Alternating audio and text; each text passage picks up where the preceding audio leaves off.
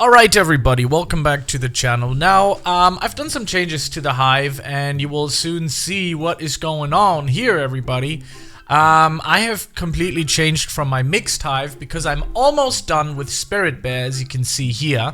It's only the Windy Bee that I have to farm, and then I'm done with basically most quests.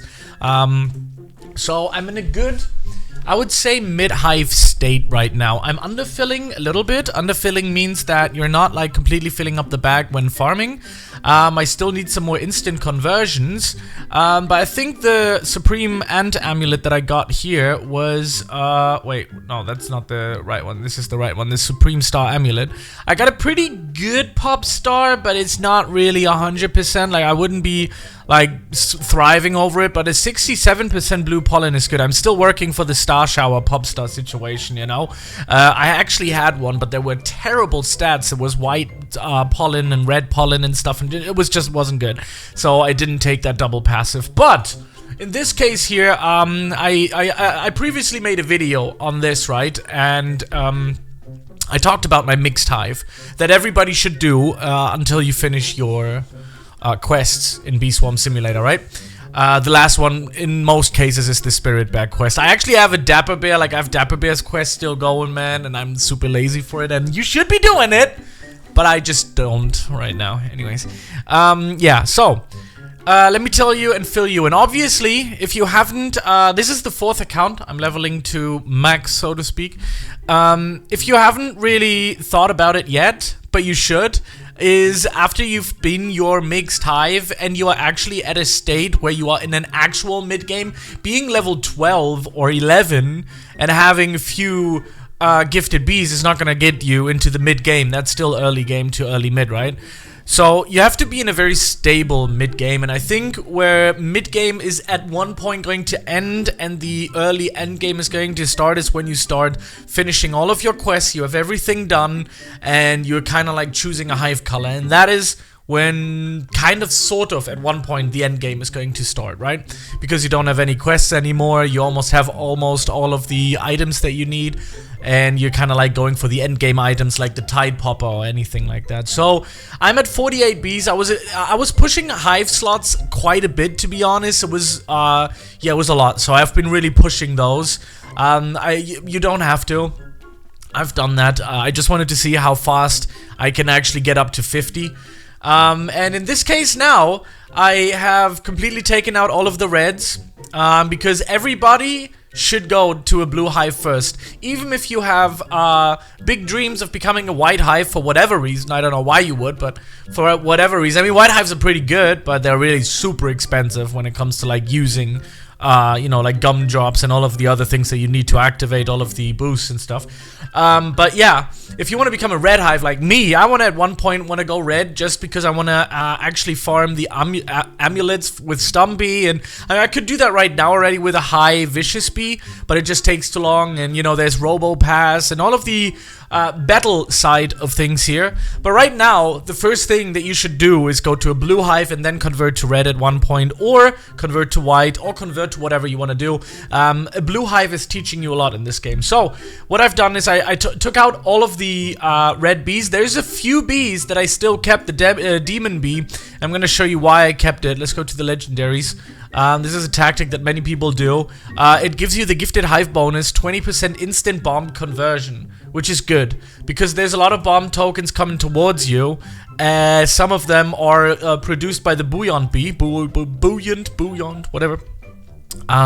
Yeah, so there's blue bombs in there. I'm not using any Frosties anymore. I used to use Frosties. I think I keep one Frosty right now for the hive bonus. But I got that one out. Yeah, I only have one. The early blue hive kind of was just Frosty Bees and Bubble Bees. But now I can actually level up my Bubble Bloat. And that is great. Once you're able to do that, you're going to be in for a treat. So my plan here is Basic Bee, 1 Bumble, 1 Cool, 1 Looker Bee, one stubborn bee, because that is going to give you the 15% ability token lifespan. You can replace that if you do not macro, but if you do macro, you should definitely keep it. Obviously, one bubble bee for the times 1.25 bubble pollen, very important. Of course, bucko bee, commander bee, just one. Same for the frosty, just one. One sharked, because that actually has the white pollen. The pine tree is split up between white and blue, but it's definitely more blue. It's like 80% blue, and maybe even more, 85% blue, 15% white. Baby bees, later on, you can completely exchange for tadpoles if you have more gifted tadpoles. That is another very important part. Gifting those is difficult. You will have to use either a lot of royal jellies, or you're going to use you can use just blueberries, or a it's going to cost you 1,000 tickets, star treat. But yeah, you don't really need that. Anyways, yeah, if you got more in, like, I think I have about 2. I'm not entirely. Yeah, there's one tadpole. Up here is a tadpole, and that's about it. You can start replacing baby bees, because gifted tadpoles, they give you baby love, which you need, right? This is the baby love token. But yeah, you can replace those baby bees later on with tadpoles, so you don't need any baby bees in your entire hive, and I'm in the process of that. I'm also, again, talked about the demon bee, right? We have the diamond bee in there again for the convert rate, because convert rate is kind of lacking a little with me here. That is due to my Supreme Star amulet not having convert rate and instant conversion. I don't have any of that in that Supreme Star amulet. So yeah, I'm keeping 4 music bees, and they will stay as of now. So there's no interest for me right now to switch. Also, sometimes you see people designing their hives very cool and like very... If you're like me, you just start out playing.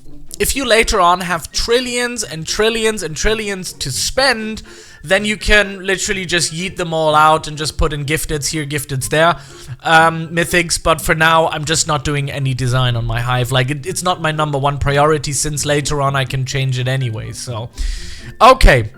Maybe not the, yeah, gifting the event bees is a little stupid, but other than that, you know, it is what it is.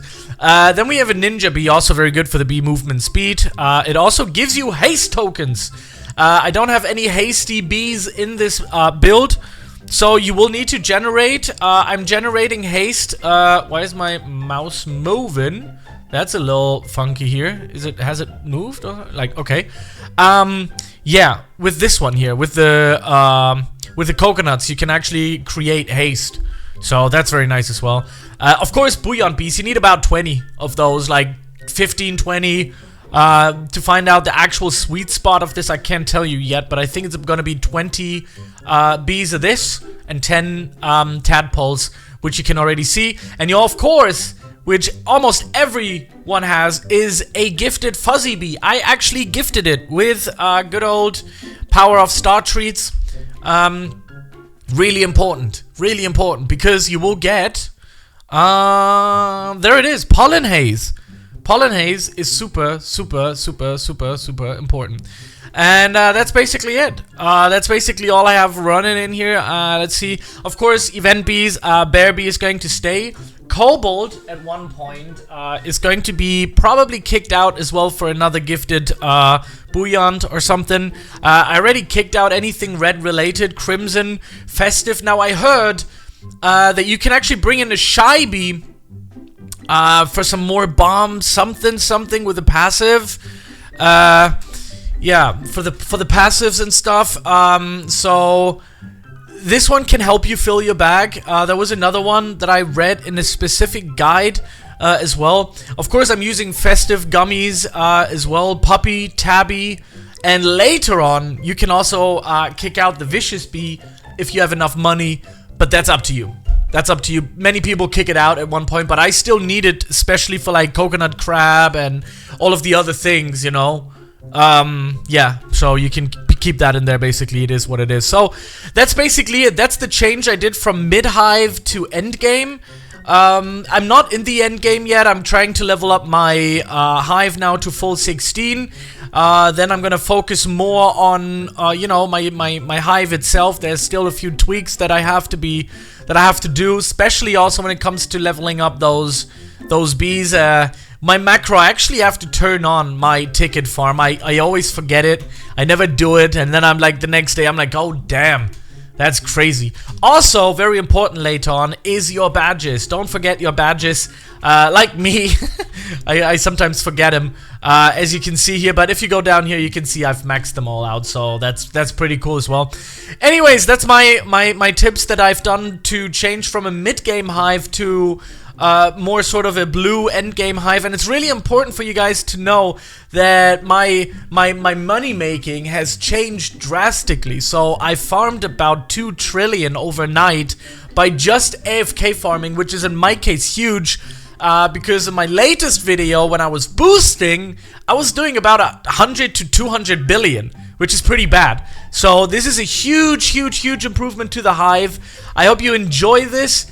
And yeah, I'll see you in the next one. And yeah, thank you very much for watching. Make sure to give it a subscribe, a like, do whatever you please, and tell me what you think of it. Goodbye.